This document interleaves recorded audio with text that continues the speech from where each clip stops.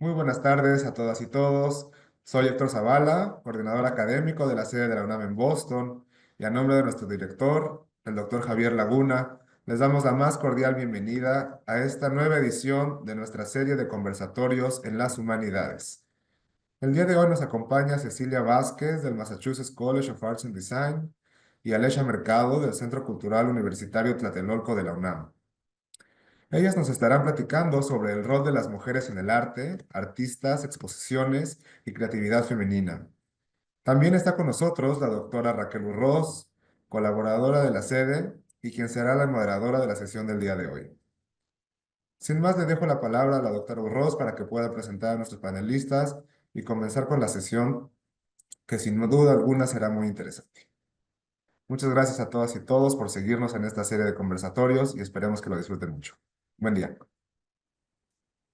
Buenas tardes, México. Buenas noches, Massachusetts. Doy la más cordial bienvenida a todas y todos en esta nueva edición de Conversatorios en las Humanidades por parte de la UNAM Boston. En esta ocasión, nuestra edición va a girar en torno a todo lo que gira alrededor de su trabajo, de su producción y de la enseñanza del arte también. Voy a dar una breve presentación de nuestras dos invitadas, a quien agradezco que estén aquí conmigo esta tarde, noche, y bueno, pues se las voy a presentar. Está Cecilia Vázquez, que es una artista visual por la UNAM. Ella tiene un máster en Fine Arts por el Massachusetts College of Art. Su maestría es en producción artística de la Facultad de Artes de la Universidad de Morelos. Ha recibido algunas becas por parte del FONCA y del Fulbright García Robles. Es miembro jurado en distintos foros y también es profesora en diferentes institutos de México y Estados Unidos. Actualmente es profesora asociada en Massachusetts College of Art and Design en Boston, donde también encabeza el departamento de pintura y grabado y también allí codirige la Master in Studio Arts. Y del otro lado tenemos a Alesha Mercado, que es historiadora del arte, también por la UNAM, museóloga, curadora y gestora cultural.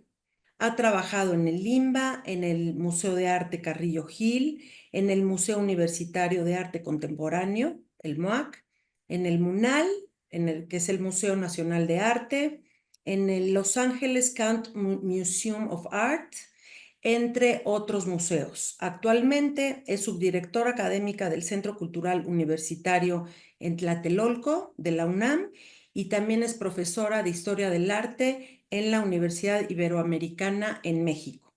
Entonces, bienvenidas y muchas gracias por estar aquí. Me gustaría hacer esta reflexión conjunta y pues lanzar la primera, digamos, provocación y pregunta desde, digamos, su posición muy personal de cómo ven las cosas, cómo está el status quo de la definición de arte, de en estas, digamos, quizá última década en sus vidas personales o en los años, en estos años en donde se ha transformado seguramente su propia perspectiva, sobre todo en el marco de estos feminismos o estos movimientos donde el género se ha, digamos, incluido cada vez con más fuerza, se minimiza menos y se le da más visibilidad al trabajo artístico de las mujeres y digamos cómo es que su gestión cultural o artística,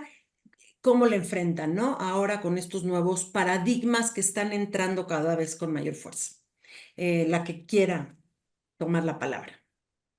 Pues, a ver, es una pregunta larga, Raquel, que abarca muchísimas cosas, ¿no? Em, ha habido cambios y yo creo que depende con quién hablemos, te dirá que han sido cambios, digamos, como significativos, pero para el sentir de muchas mujeres no es así, ¿no? Y te voy a decir por qué estoy afirmando esto. Hace un par de años también tuve un conversatorio con mujeres artistas de distintas generaciones y la artista más, digamos, o sea, con una trayectoria más larga de ese grupo era Magali Lara, ¿no? Que ahorita Magali Lara está realmente brillando en su carrera después de muchas décadas de esfuerzo y por fin Magali creo que está siendo reconocida como se merece y está teniendo el lugar que se merece, ¿no? Pero esto, como digo, le costó muchas décadas. Y si le preguntas a Magali, ella te diría, el panorama no es nada, no es tan negro, de hecho es bastante alentador. Y desde que yo empecé mi práctica artística en los años 70, ahora ha habido muchos cambios, ¿no? Lo cual dices, sí, o sea, estoy de acuerdo. Ella afirma que ella y su generación, digamos, no son las primeras feministas, que hubo muchas feministas antes como Frida Kahlo, Tina Modotti, Rina Lazo, o sea, mujeres que de manera muy importante las antecedieron sin saber realmente digamos, teorías o así, o sin que el feminismo se llamara feminismo, ¿no? Pero en realidad esa generación de Magali Lara, Mónica Mayer, Maris Bustamante y otras artistas tuvo un empuje durísimo y afortunadamente todavía las tenemos entre nosotros y siguen empujando, digamos, ¿no? Pero cuando yo hablo con mis alumnas, por ejemplo, que son obviamente mujeres muy jóvenes, mujeres en sus veintes, eh, ellas sienten que se encuentran en un muy mal estado, porque claro, o sea, no tienen el referente de lo anterior, pero su momento actual, para ellas, el sentirse inseguras cuando salen a la calle, el sentir que su producción es menos importante o están menos representadas que los hombres, ¿no? Estos mis alumnas y quizá artistas jóvenes. Entonces ahí te das cuenta del mucho trabajo que aún tenemos por hacer, Sí, ¿no? Te daría sí, la palabra, sí, Cecilia, para tal ver cual. tú cómo lo Sí, ves. muchas gracias, Alesha. Sí, justamente estaba yo pensando cuando estaba, sí, pensando acerca de esta conversación que íbamos a tener en Magali. Eh, por ejemplo, ella en los setentas, ¿no? Con sus diarios personales y con hablar de cosas domésticas en la obra, pues era muy rompedor. En efecto, hubo como ella misma lo dice, muchas antes que ella, antes de que esto se llamara feminismo, pero en ese momento, o sea, por ejemplo, la obra de Magali en ese momento, si la vemos, es súper poderosa por todo el atrevimiento que tenía. Ella dice, queríamos ser bonitas y malvadas, cosa que es muy graciosa, ¿no? Ella ves que ella es muy graciosa. Pero después de esa fuerza de estas mujeres en los 70, creo que se adormeció otra vez un poco. Entonces, digamos, fue como una especie de pirotecnia en términos de la brillantez y de la luminosidad del trabajo de estas mujeres, pero también en su brevedad, ¿no? Fue como un estallido hermoso que de pronto se volvió a apagar y volvimos a caer otra vez en las mismas prácticas. Entonces, no es lineal, ¿no? Quisiéramos que lo fuera, pero no es de ningún modo lineal. Yo sí recuerdo cuando yo estaba en la ENAP, en la Escuela Nacional de Artes Plásticas, se llamaba pues sí, lo que es ahora la FAD, ¿no? En la Facultad de Artes y Diseño. Yo estuve ahí a principios de los 90 como estudiante. Era una cosa de un machismo brutal. Entonces, por ejemplo, yo ahora veo, no, tú como artista, el mayor halago que se te podía dar era que pintabas como hombre, ¿no? Una cosa brutal, si lo piensas, porque si tú querías pertenecer como esa especie de club privado de los buenos artistas, solo si pintabas como hombre, podías, digamos, aspirar a que se te viera. Si no, estábamos relegadas a como la figura o de la modelo o de la musa, cosa que es brutal.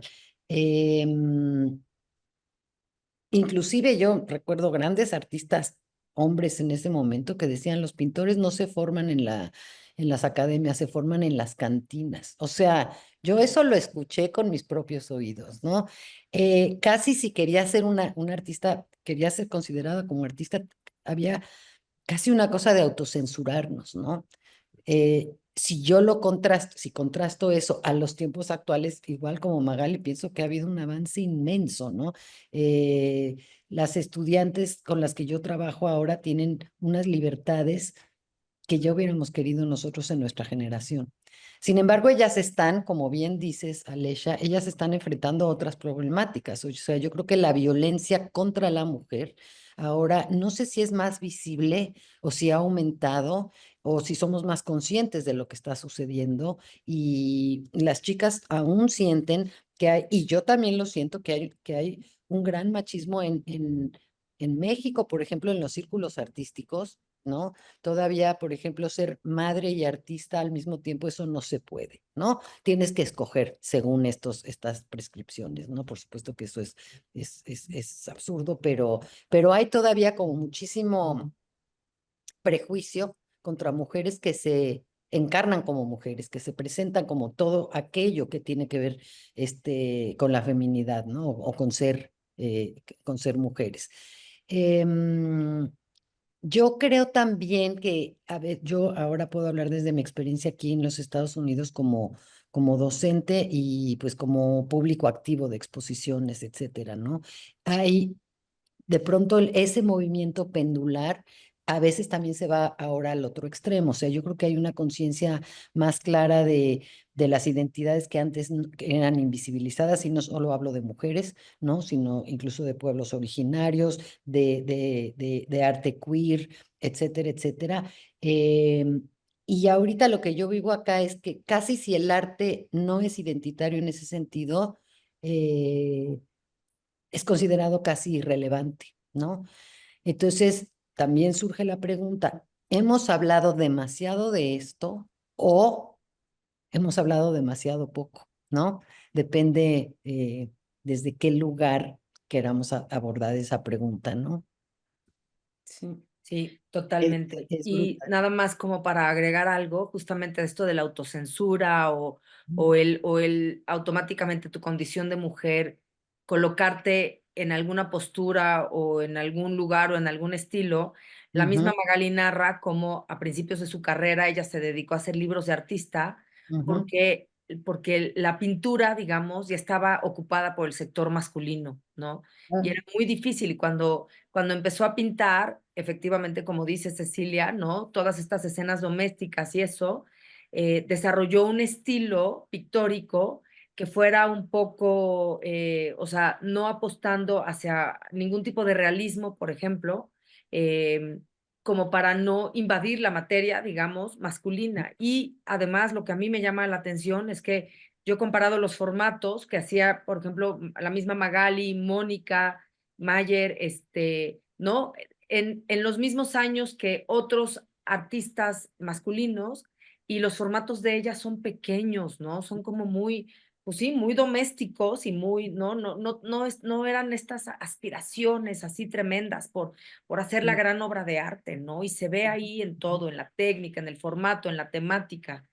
¿No? sí, Y bueno, o sea, esas cosas sí han cambiado y como bien dices, ahora estamos, pues sí, o sea, yo siento que cada vez que algo se tiene que acomodar en el pensamiento social, digamos, ¿no? Hay un penduleo tremendo y quizá ahora estamos tocando unos extremos ujú, en donde efectivamente, o sea, el arte no identitario de pronto ya ni siquiera vale la pena la revisión o cosas así y donde los artistas o los académicos también, o lo que sea, te ves forzado de muchas maneras como a siempre estar abordando esas temáticas ujú. o temas así, ¿no? Entonces, bueno, Y eso también se puede volver muy dogmático y muy patriarcal por lo mismo, ¿no? Entonces, ahora vamos a invisibilizar todo esto otro, ¿no? E ideológico incluso. Sí, sí, sí, Puede sí. volverse ideológico Creo en que, vez. creo que, creo que lo que valdría la pena sería ser muy cuidadosos, ¿no?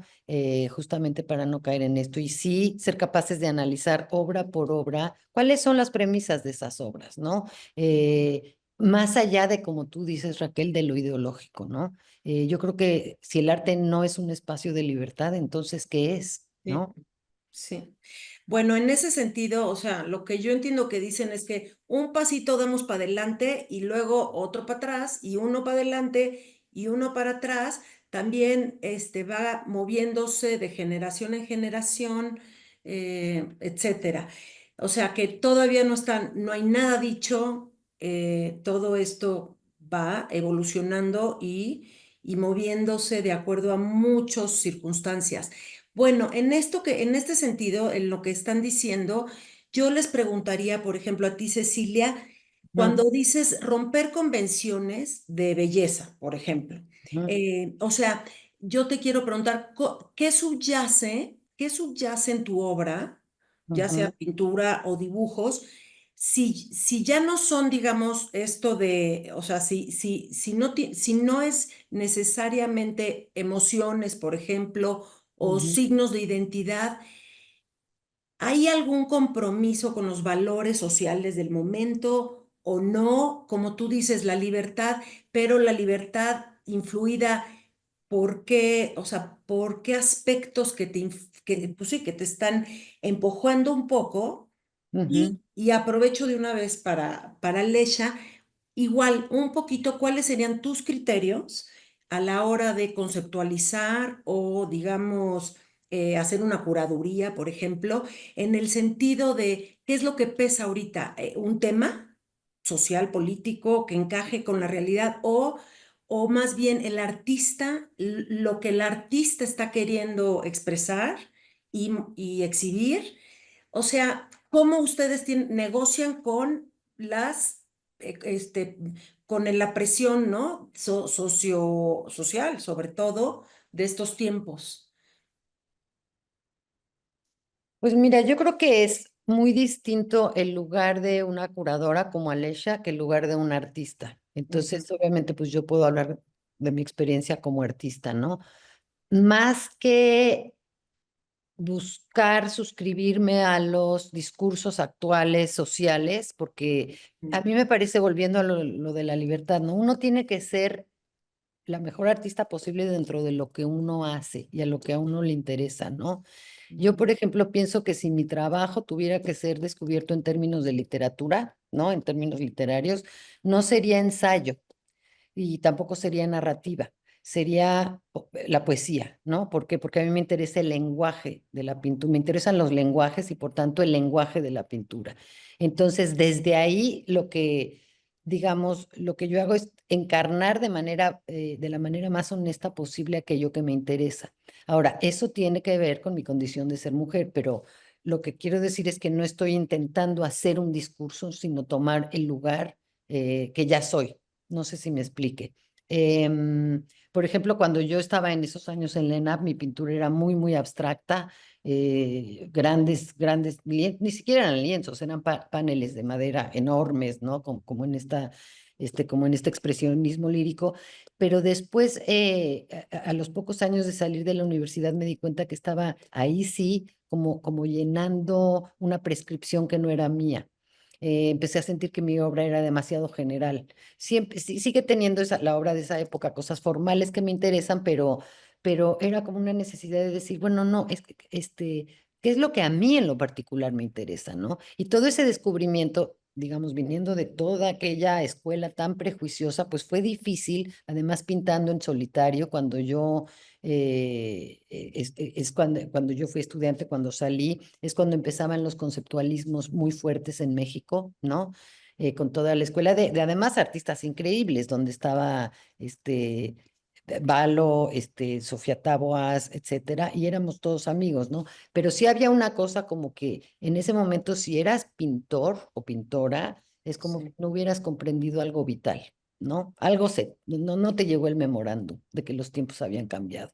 Y eso también fue muy brutal, ¿no? De tal suerte que fue ahí cuando yo busqué emigrar y hacer una maestría aquí en Boston, precisamente porque esta zona de Nueva Inglaterra era muy fuerte en la pintura. O sea, yo sentía que la pintura no podía estar muerta, como te gritaban todos los altavoces alrededor, ¿no? Y creo que fue una de las cosas más afortunadas que pude hacer, porque aquí encontré mucho diálogo y esos años que estuve aquí en ese momento creo que fueron los que me dieron la fuerza justamente de mantenerme en mi práctica. ¿No? Y en seguir investigando dentro de lo que a mí naturalmente me interesaba, ¿no? Una obra desde la pintura, pero también abordando por ejemplo, mi obra a lo largo de los años ha ido también pasando hacia la tercera dimensión, incluso hacia la instalación pictórica, pero siempre desde la pintura, ¿no? Entonces es como por un lado honrar ese lenguaje que yo amo, que es la pintura, pero también problematizarlo desde sus propias premisas, ¿no? Entonces te digo, más que prescribir una acción social que yo tenga que hacer con el trabajo, creo que la obra misma tiene, desde la obra misma no es en el lenguaje, por eso digo que no sería ensayo, no es en el lenguaje verbal que justifica, sino buscar que sean las premisas mismas de la obra y cómo se plantea lo que articule esa rebeldía, si quieres, pero articulado desde la visualidad. Ese es mi caso, Sí. ¿no? Sí, o sea, no es salirte de tu obra. La misma obra es la pregunta y la respuesta y el problema. Exactamente. Y bueno, en diálogo con otras obras también, ¿no? Porque, Ujú. porque pues no te puedes, bueno, puedes hacer lo que te dé la gana, digo, es la libertad lo que importa, pero en mi opinión, pues es el diálogo con tus contemporáneos, incluso con pintores muertos, ¿no? Lo que mantiene viva la práctica, o sea, cómo te contextualizas con referencia a los artistas tuyos que están alrededor. Ajá. ¿Con quién hablas? Y no necesariamente hablar así como lo estamos haciendo ahora, sino la obra misma, con quién está hablando, ¿no? ¿A qué está aludiendo? Entonces yo, por ejemplo, en mi trabajo creo que hago muchas citas muy sutiles a ciertos momentos pictóricos con los que me interesa seguir conversando, ¿no? Eso es desde mi trinchera, Sí, como lo he visto. Y sí. te digo, yo creo que desde la curaduría hay todo otro, se puede hacer mucho más en otros sentidos, ¿no, Alesha? Pues sí, o sea, también la práctica curatorial, bueno, más bien la práctica curatorial es algo que puede tener una inmensa carga política, ¿no? Y Ujú, justamente una inmensa carga justamente hacia lo que mencionábamos, ¿no? Hacia identidades y todo eso. Eso yo creo que es elección de cada quien, pero definitivamente es la tendencia. Y yo en mi práctica, pues sí, o sea, aunque no lo quiera, busco que haya ciertos equilibrios, ¿no? Como de artistas masculinos, artistas femeninos, que no esté demasiado cargado para un lado, sobre todo si de pronto veo que hay demasiada masculinidad, por ejemplo, porque si hay demasiada feminidad, pues a lo mejor no me llama tanto la atención, ¿no? Pero si hay demasiada masculinidad, sí que trato de hacer un equilibrio. Y lo piensas así, o sea, en la práctica de lo que exhibes, cómo lo exhibes, etcétera, pero vamos, o sea, esto permea hasta la inauguración y quién va a estar en el panel inaugural, digamos, y en el protocolo y eso, todo el tiempo estás pensando en un equilibrio, pero no solo yo, o sea, me ha pasado, ¿no? Estaba, por ejemplo, hace poco asesorando a un grupo de artistas que no habían tenido una educación formal, tal, y para la hora de la inauguración, justamente, quienes iban a hablar se escogieron mucho más por género, digamos, que por representatividad o qué sé yo, ¿no? O sea, tenía que haber como un equilibrio y no podía haber más de uno que de otro, o al menos un representante de alguno de los dos, ¿no? Digamos, sexos, ¿no? O ujú, así, pero sí, sí, sí veo completamente la carga política y tengo que decir que la ejerzo también, pero ujú, también por convicción, ¿no? No ujú. solamente como por una imposición de los tiempos, sino que lo hago también por convicción. Y pues no sé, cuando he trabajado con artistas masculinos, por ejemplo, ahora bueno, que he estado haciendo tanto trabajo, por ejemplo, con Rafael Cauduro, Ujú, eh, la lectura que yo doy a toda su obra, por ejemplo, de estas mujeres bellas, o sea, yo no, cuando Rafael vivía, yo siempre le decía, Rafa, nos quedas mal, o sea, todas tus mujeres son deliciosas, ¿no? O sea, son mujeres perfectas, preciosas, etcétera. Le decía, y los hombres no los pintas nada graciados, ¿no? Y vamos, para yo estar cómoda con mis conceptos y eso, digo que además sí lo tiene la obra de Rafael, es que me enfoqué mucho más como en su lucha social, ujú, ¿no? Y bueno, claro que siempre mencioné la obsesión que tenía Rafael, que hoy en paz descanse, ¿no? Pero la obsesión que tenía por el cuerpo femenino y por estas mujeres hermosas, sí, ¿no? Era un aspecto de la obra de Rafael y de su creación, pero O sea, siempre como que me voy mucho más, ¿no? O sea, trato de dejar la belleza de lado, o sea, para de no resaltar, digamos, que podría verse bueno, que sí era una obsesión de Rafael, pero que podría verse Ujú, como un artista centrado solamente en la estética, ¿no? ujú, Yo me voy mucho más por el luchador social. Y la verdad es que esto lo sabe todo el mundo. O sea, yo no hubiera aceptado ese encargo si la obra de Rafael se hubiera tratado solo, aunque increíble técnica, depuradísima, etcétera, y una historia de vida interesantísima, pero jamás lo hubiera aceptado si se tratara solo de enseñar mujeres hermosas, por ejemplo, ujú, ¿no? ujú, Sí. O ujú. sea, ya me veo yo también muy, pues sí, muy cargada hacia esas tendencias en muchos aspectos, ¿no? Y en el aula también, lo que enseño a mis alumnos y alumnas, ¿no? Pero Alesha, Yo una creo que también esa parte de la docencia es bien importante que la pregunta. mencionas, ella, porque también ahí sí tiene uno como, es una caja de resonancia, ¿no? Lo que tú dices, adquiere muchísima importancia y hay mucha conversación y ahí yo estoy contigo, Alesha, no solamente es por convicción, no es por un imperativo, ¿no? Reivindicatorio. Yo encuentro, por ejemplo, que a mí desde hace muchos años me interesa mucho más la obra de mujeres que de hombres, porque la encuentro mucho más propositiva, mucho más abierta, mucho más arriesgada, no ceñida como asuntos tan dictados, digamos, ¿no? Se da de una manera natural. Incluso a veces me pasa que tengo que buscar artistas hombres para también mostrar y no desbalancear tanto, ¿no? Pero me parece que las mujeres ahora están haciendo trabajo poderosísimo que tiene que ver con las memorias, con las afectividades, con narrativas personales y que hay artistas inclusive bastante jóvenes como, no sé, como Firelei Báez, por ejemplo, ¿no? O María Berrío, que están haciendo cosas sensacionales y que son obras poderosas, que son obras enormes, incluso grandes, ¿no? Pero con unas narrativas cruzadas, obras no predecibles que de entrada podrías no entender.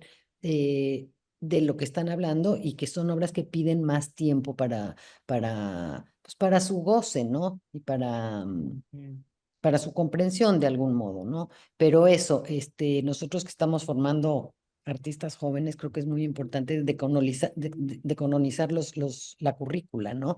Y eso sí es algo que me parece que hacemos de una manera muy intencionada, ¿no? Y muy clara.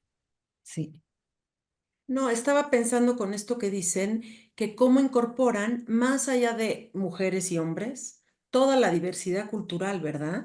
Y Ujú, grupos minoritarios que luego no son minoritarios para nada, pero ujú, entonces esto va mucho más allá de mujeres y hombres, desde luego, ujú. que eso también lo incorporan, ¿no? Y mi pregunta sería desde...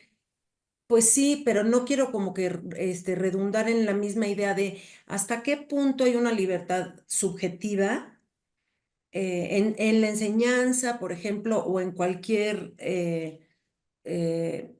producción desde su quehacer, pero a la vez esa subjetividad y libertad y a la vez somos parte de esta circunstancia comprometida, ¿verdad? Con lo que nos afecta. Entonces, eso pensé en cómo incorporar la diversidad cultural y hablando también de lo que ustedes están diciendo, entonces, ¿cómo ampliar los públicos que puedan entender? Porque ahorita ya todo es instagramiable, ¿no? Entonces todo es light, todo es rápido, sin una Ujú. explicación, sin un texto, sin un contexto. Yo la verdad me pregunto, ¿cómo estudio historia del arte? ¿Cómo estudio una obra con los medios que son fugaces y superficiales? O sea, ¿cuáles son sus retos? ¿Cuáles son sus desafíos con sus alumnos para, a ver, con calma, vamos a meter una obra en su contexto y en su sensibilidad? ¿Cómo está ahí los retos? Grandes. O sea, no sé cómo te vaya a ti, Cecilia, Sí, pero, fatal. o sea, a ver, lo bueno, para mí lo bueno de enseñar historia del arte, digamos, y en un solo curso ir así de la prehistoria, digamos, al arte contemporáneo, porque es como he estado enseñando ahorita en un laboratorio de diseño, etcétera, en donde la historia del arte es como para agregar contexto, digamos, a la producción de estos artistas que son mayoritariamente diseñadores. Em, yo digo, híjole, qué fortuna, porque podemos ir poco a poco viendo los movimientos y yo siempre les digo, ok, esto sería súper políticamente incorrecto, por ejemplo, ¿no? Pero hay que verlo como si viviéramos en esa época, o sea, ¿no? Entonces, suelo dar como mucho contexto histórico también para estudiar el arte y entender y que no haya un juicio, ¿no? O sea, todos estos juicios, digamos, de valor, estos juicios incluso de progreso, no progreso, avanzados, primitivos, etcétera, etcétera. Siempre les digo a mis alumnos, vamos a quitarnos todo eso de la cabeza porque no existe ni lo primitivo y lo avanzado, que no es verdad, definitivamente, o sea, y me encantan estas teorías del tiempo no lineal, ¿no? Y de las civilizaciones perfectamente ultra avanzadas en cada época, ¿no? A pues, los conceptos de cómo se eran sin tratar de decir esto es positivo, esto es negativo, pero siempre sirve echar mano también como de esas cosas para entonces sí traerlas al presente, por ejemplo, y entonces como comparar un poco, bueno, no un poco, o sea, comparar y llegar al momento presente o a lo que decimos contemporáneo o postcontemporáneo o lo que sea, eh, a veces sirve haber visto los criterios anteriores, digamos, y entonces ver cómo también el arte nos enseña, el arte, la arquitectura, todas esas manifestaciones, mucho sobre los criterios de la época de pensamiento. Y también yo siempre planteo cómo será en el futuro, o sea, qué pueden imaginar cómo será en el futuro. O sea, ahorita nuestro foco es esto. En esta época, no sé, en la de el romanticismo francés o lo que sea, este era el criterio. No estamos seguros porque no somos personas de esa época, pero más o menos podemos deducirlo de los textos, de la literatura, de la creación artística y eso. Siempre me gusta mucho hacer el ejercicio de pensar cómo será en el futuro, o sea, porque estoy segura que no vamos a seguir utilizando los mismos criterios. Entonces, como que yo creo que eso ayuda un poco a no quedarnos tan fijos en algo, porque pareciera que ahora justamente estas cosas impuestas y eso son como la única realidad y vamos, si estás fuera de eso, otra vez volvemos a lo mismo, no estás del todo, ¿no? No sé cómo te vaya a ti, Ceci. Sí, no, lo mismo. Yo doy, las clases que yo doy son de estudio, ¿no? Entonces estoy formando, digamos, pues artistas que van a ser, que quieren ser pintores y escultores también. Me pasaba algo muy curioso que yo siempre pongo un ejercicio que tienen que investigar a algún artista, ¿no? Y hacer una presentación. Primero yo doy una presentación para que vean más o menos qué es lo que a lo que me gustaría que le pusiéramos atención. Y de pronto me empezaron a llegar a presentar artistas de Instagram, justamente, que es tan democrático que también da miedo, ¿no? Porque de pronto era como, ¿de qué estamos hablando aquí? Entonces, yo lo que hago cosas para contrapesar eso, por ejemplo, entonces ya pido que se investigue a una mujer artista de antes del siglo XX que haya, que no tenga visibilidad en los museos, o sea, como estas artistas obscuras, ¿no? Las llamo oscuras porque no han tenido luz sobre ellas, ¿no? Y eso ha sido increíblemente alimenticio para los muchachos, ¿no? O sea, de pronto empezar a ver o artistas de otras culturas que justo que no estén en Instagram, que no, y analizar la obra desde ahí, porque, bueno, si bien es cierto que yo enseño pintura, eh, yo no enseño cursos básicos, sino ya los avanzados. Entonces ya no tengo que enseñarles a mezclar el óleo, sino lo que yo pienso es que trato de enseñarlos a ver, ¿no? A ver obra, para que entonces, yo creo que no se puede enseñar a pintar salvo lo rudimentario de las técnicas y eso sí, pero ¿cómo enseñas a alguien a ser artista? Me parece que eso no se puede hacer, pero lo que sí puedes hacer es enseñar caminos, ¿no?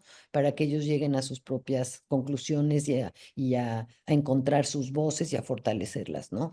Entonces, este tipo de acciones, digamos, a mí me ha servido muchísimo para poner un poquito de contrapeso a esa velocidad de información a la que tú te referías, Raquel. Sí. Sí, sí, sí, me encantó y creo que coinciden, ¿no? Contrarrestar con otras culturas, con otros tiempos, con otros espacios. Y entonces así, como dices, Alesha, no fijar, la única realidad es la inmediata de hoy y quedarnos allí, como si esta fuera la verdad de las verdades y como si no hubiera habido otros tiempos y no hay otros espacios y otros artistas con quien dialogar, ¿no? Que es lo que dices que tú haces, ¿verdad, Cecilia? Bueno, Ujú. pues ya, yo me gustaría, por último, que cerraran como ustedes quisieran. Creo que esta es una lección de cómo somos nosotras, somos libres y a la vez estamos dentro de unas circunstancias y tenemos que encajar y defendernos, pero también comprometernos. O sea, es todo un diálogo con identitario, ¿verdad? Como afuera y adentro y una negociación, creo que me da esa la impresión de lo que ustedes dicen. Y bueno, creo que también coinciden en lo no correcto. O sea, que por ahí, Cecilia, dices, o sea, lo incorrecto, o sea, veía tu pintura y como que son formas o texturas o colores sin ejes necesariamente centrales o como si las formas se deformaran también bien o se combinaran. O sea, no sé, como que... eso les preguntaría ya por último, algo que quisieran agregar de cómo poder combinar, mezclar criterios, subjetividades, valores y que todo eso es permitido, ¿no? Sin, sin que nos tenga que corregir lo correcto de Estados Unidos, que ahora Mm, se contagia en México, ¿no? Porque aquí ya está muy contagiado, ya ujú. hemos importado lo correcto y lo que no, lo que puedes decir o hacer, ¿verdad? No sé. Sí, eso está fuerte. Mira, yo veo, por ejemplo, aquí lo que tú dices, o sea, todo el asunto de la corrección política, a mí me parece que hay que tener muchísimo cuidado con eso, ¿no? Porque otra vez se puede volver dogmático y entonces, pues entonces también es un discurso patriarcal, o sea, otra vez lo que se puede y lo que no se puede hacer, ¿no? Yo veo, por ejemplo, ahora en los museos una gran voluntad por corregir rumbos, sobre todo pues los que tengo aquí, ¿no? Que están cerca de mí, que a veces lo hacen con un poco de torpeza, ¿no? O sea, pidiendo disculpas a todo lo que puede resultar hasta chocante, ¿no? Pero el esfuerzo es sincero y genuino. Entonces, por ejemplo, o sea, lo que te quiero decir es que no es siempre, no es, bueno, en mi experiencia, eh, estos esfuerzos no son lineales, ni son no los puedes no los puedes dictaminar, ¿no? O sea, va a ser así. A veces son movimientos torpes, tanto de los artistas como de las instituciones, pero, y como decías, es un paso adelante, dos para atrás, después tres adelante. No hay manera de decir esto va a ser así. Pero pienso ahora en dos exposiciones en dos de los museos de aquí. Uno es en el Museo de Bellas Artes, ¿no? En el Fine Arts Museum de acá, que es de estos museos como enciclopédicos, ¿no? Pero tienen una muestra ahora con obras de la colección que se llama algo así como Caring Tender Love, ¿no? Que, bueno, ¿cuándo hubieras visto tú que en un museo, inclusive el título, ¿no? Es como, me parece bastante, o sea, muy, muy provocativo, ¿no? Tender Loving Care, cuidado tierno y amoroso, ¿no? Y es una belleza de exposición colectiva de muchos de los objetos nunca se habían mostrado, incluso siendo parte de la colección permanente, ¿no? Entonces es como invitar curadores que sacan a la luz esto y sacar a la luz estos objetos y ponerlos a hablar. Y de verdad, sale uno de ahí, yo he visto la muestra varias veces porque me encanta, como con un sentido nuevo de libertad y de liberación, ¿no? De se puede hablar de estas cosas. Hay otra muestra que acaban de quitar, pero estuvo un año en el Institute of Contemporary Art, que por primera vez invitaron a un artista a curar una muestra. Eso me parece hermoso, ¿no? Y me invitaron a un artista gay que se llama Taylor Davis y también su exposición se llamaba Ground of Sympathy, ¿no? El terreno invisible, The Invisible Ground of Sympathy, el terreno invisible de la compasión más que de la simpatía, ¿no? Y eran obras como fincadas en afectividades y en honduras psicológicas, ¿no? Que tocaban temas como la precariedad, ¿no? La belleza, la violencia. Entonces, bueno, pues hay esfuerzos, ¿no? Creo que tenemos que, bueno, no tenemos, pero sería ideal seguirnos mantenernos atentos y conscientes, ¿no? A las gestualidades de los demás y también a las propias, ¿no? Ujú. Sí, justo me hiciste pensar muchísimo, Cecilia, porque estaba pensando, a ver, ¿no? ¿Cómo? ¿Qué se hace en la práctica también? Ujú, Y creo que tengo algunas conclusiones, ¿no? Yo creo que hay que ir hacia adelante, ¿no? Indiscutiblemente. ujú, Corregir ya sin estar culpabilizando o buscando culpables o como dices, ¿no? Raquel ahora se pide disculpas de todo y eso, que bueno, habrá que hacerlo humildemente cuando es necesario y seguir adelante, ¿no? ujú, Em, y justamente yo creo que en temáticas, pues esto, me encantó lo que dijiste, ¿no? O sea, a lo mejor ya podemos un poco dejar de pensar en estas temáticas justo tan dogmáticas como lo femenino, lo masculino, la lucha, la no lucha, ujú, etcétera, sino en estas cosas de las que no se hablaba institucionalmente. Y ujú, están hermosísimas estos ejemplos que, que tú diste, ¿no? Y por ejemplo, me hizo pensar mucho en ahora en todas estas exposiciones que hay, digo, algunas muy dramáticas, pero de ujú, bordado, ¿no? ujú, Digo que eso ya lleva varios años, no es exactamente así que digas, uy, el último, digamos, la última novedad, el arte bordado, el exhibir bordado y eso, pero a mí me encanta el bordado porque lo suelen hacer los colectivos, ¿no? En el Centro Cultural Universitario donde yo trabajo, tenemos bordado en el Memorial del 68, pues que hacen las madres buscadoras, por ejemplo, y quién las apoya. Y obviamente esa sí es una temática de una lucha y una lucha bien fuerte, ¿no? ujú. Y que tiene toda su carga también política, social, o sea, muchísimas cosas, pero el resultado, o sea, el bordado a mí me parece bellísimo y además empiezan a participar muchos hombres, ¿no? En esto que se consideraba meramente una labor femenina siempre. Entonces, sí, o sea, y retomando lo que dice Magali, pues ahí la llevamos, o sea, ha Ujú, habido cambios, ¿no? Siempre tengo mis teorías y mis fantasías quizás de a dónde vamos a llegar. No lo sabemos, ¿no? La vida es un misterio, eh, pero bueno, el tema es que vamos caminando desde nuestras trincheras, ¿no? Y el arte, o sea, la producción artística como la tuya, Cecilia, o la investigación y la docencia, como en tu caso, Raquel, ¿no? O lo que yo hago en la curaduría o en la gestión de museos o en la gestión cultural, yo creo que son muy buenos lugares de reflexión y de avance, ¿no? No, no imagino, o sea, esto pasa en muchos campos, pero no imagino como tantas oportunidades de alzar la voz y eso en algunos otros campos o en algunas otras disciplinas. ujú, Entonces, creo que si queremos lograr algo, estamos en el lugar adecuado y se va sembrando, se va sembrando, se va sembrando, ¿no? O sea, a veces sí me enoja muchísimo también, ¿no? Porque como bien dices, Raquel, es un paso para adelante, otros para atrás, otro para adelante, etcétera. O sea, como las olas, ¿no? Del mar. ujú, Pero bueno, pues a algo llegaremos, ¿no? A desgastar la playa y hacer la arena más fina, qué sé yo, ¿no? ujú.